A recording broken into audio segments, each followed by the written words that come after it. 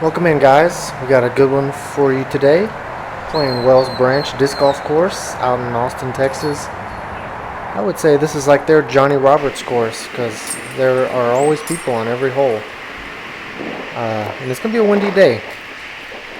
Setting up the camera on the Zuka. Filming some warm-up shots. Hole 1, pretty straightforward. I don't even know what layout we're doing, but it's straightforward. You just want to throw something somewhat stable. But I got this crazy tailwind, so we got a pretty flippy Wraith. And it flips up nice. As long as you miss that tree, you'll have a putt. And in this wind, it's too much for me.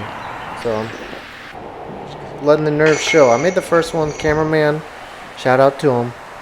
They're doing great. Didn't get the first putt, so yeah, we're gonna start off with a par on hole 1. Hole 2, I got a buzz.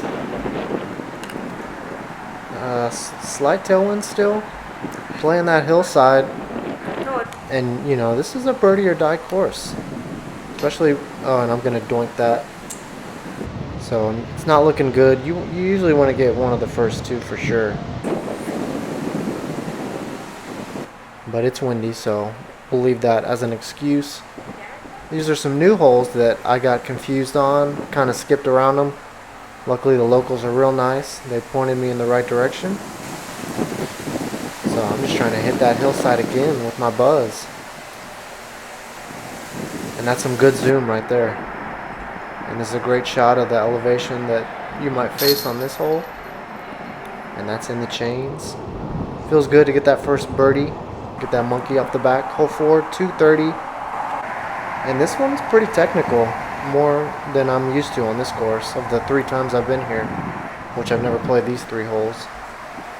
And it's going with the X-Cal, and that's just staying straighter than I expected, so I'm way left. 35 maybe. Gonna get that par. But yeah, I would assume most of these holes are in the easier pin positions, because I think there was a junior tournament, one of the guys was telling me the week before. So this is 180, that's a zone, kind of fluffed it, didn't commit on that left line. And this wind is just playing games in my head. -1 after 5, probably not where you want to be, but I'm still having fun because this course is one of the best in Austin to me, in the few that I've played. Hole 6, you just want to miss those bushes with a hyzer if you're a right-handed player. That's pretty high, but just didn't want it to turn over because that's a flippy disc in that tailwind. And that's a good putt on that super high basket. Much better. And I like this hole because usually you can just get a good skip off that trail. I didn't mean to throw it that high. Flash the chains, but it sticks. That was my X-Cal, and there's the judge. And they like to cut that video short. Trust me, that's not the editor. That's the filmer. Alrighty, now we come to the parallel holes that play near 1 and 2. Actually, I had to play this hole again because I threw to the wrong basket. And that's a par. Hole G, or 9, as some of the locals like to say. Low ceiling, off the tee. That's a verdict in my hand. That's just too low. So might as well try to throw it in. Had to slow it down because that was all the filming there was. And that's a par. But that ringer gave the basket a bid. Hole 10, definitely one of the shorter positions. So I got a jawbreaker zone in hand. Slowing these down just so you can somewhat get an idea of where the disc is going. But that's a bird. So that's a few birdies on the last few holes. I'll take those. And this one, you hit the line, and it's pretty easy to get a birdie here. A little downhill forehand. Play against the hill. That'll skip up nice. Kind of a weird putt though. But that's all the footage there was. Hole 12. I've never played to this position, and that's turkey based it. So that puts me in -6. We got a decent round going now. Hole 13. In this short position, it's a must get. So I'm gonna flex this zone over there. I tried to, but by that tree, 11 feet. Count it. I'm pumped. Trying to move quick because I know the camera person is moving extremely quick. Hole 14.